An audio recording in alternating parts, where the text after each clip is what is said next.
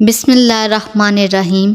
ایک مرتبہ ایسا ہوا کہ ایک دن نجومی نے فرعون سے کہا کہ اسرائیلی گھرانے میں ایک ایسا لڑکا پیدا ہوگا جو تمہارے اور تمہارے دین کی مخالفت کرے گا، وہ تمہیں خدا نہیں مانے گا۔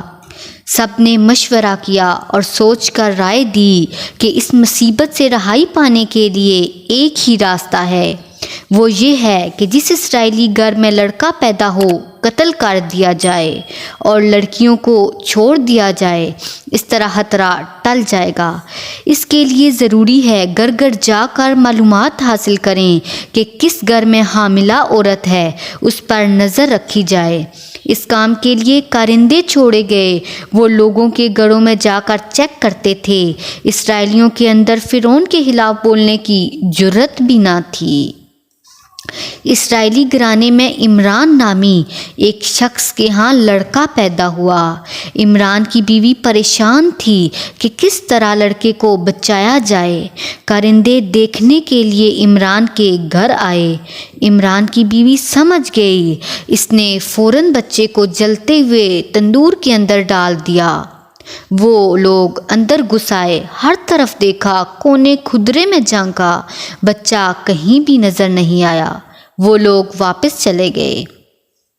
عمران کی بیوی کو پختہ یقین تھا کہ بچہ جل کر بھسم ہو چکا ہوگا۔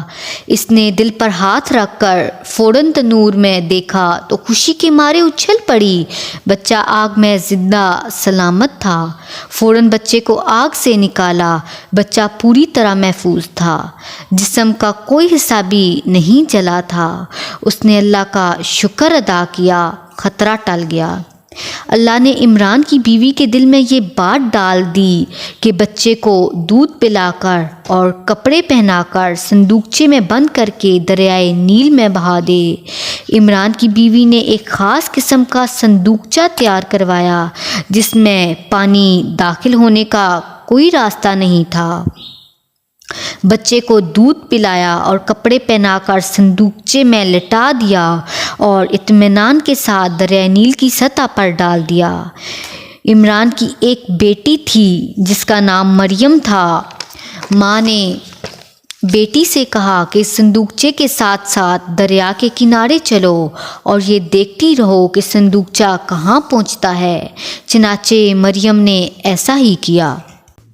صندوقچہ پانی کے بہاؤ کے ساتھ ساتھ بہتا رہا۔ صندوقچہ فرعون کے محل کے عین سامنے رک گیا۔ وہاں فرعون اپنی بیوی کے ساتھ بیٹھا ہوا تھا۔ صندوقچے پر دونوں کی نگاہیں پڑی۔ مریم سب کو دیکھتی رہی۔ جیسے ہی صندوقچہ فرعون کے محل کے پاس رکا، مریم واپس لوٹ گئی، اپنی ماں کو سارا ماجرا سنا دیا۔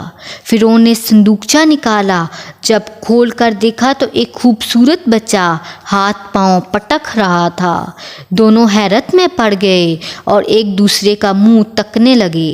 پھر فرعون نے کہا، بچہ اسرائیلی معلوم ہوتا ہے، اسے مار دینا چاہیے۔ اس پر فرعون کی بیوی نے مشورہ دیتے ہوئے کہا کہ ہمارا کوئی بچہ نہیں ہے، کیا ہی اچھا ہو کہ اسے ہی پال پوس کر بڑا کیا جائے۔ یہ جب اپنی عمر کو پہنچے گا تو یہ ہماری تمام عادتیں اور مزاج اپنا لے گا۔ فرعون نے بیوی کی باتوں کو غور سے سنا اور مان گیا۔ دونوں نے بچے کو اٹھا لیا اور پرورش کرنے لگے، لیکن بچہ دودھ نہیں پی رہا تھا۔ پرورش کے لیے بہت سی دایا عورتوں کو بلایا گیا، لیکن بچے نے کسی کا دودھ نہیں پیا۔ مریم نے فرعون کی بیوی سے کہا کہ ایک دایا میں لاؤں گی، یقیناً بچہ اس کا دودھ پیے گا، مجھے اجازت دو۔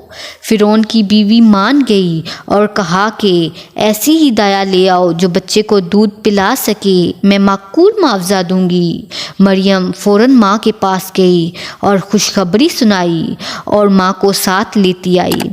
عمران کی بیوی فوراً محل پہنچ گئی، بچے کو سینے سے لگایا، بچے نے خوشی خوشی دودھ پینا شروع کیا۔ فرعون کی بیوی بچے کو دودھ پیندا دیکھ کر خوش ہو گئی۔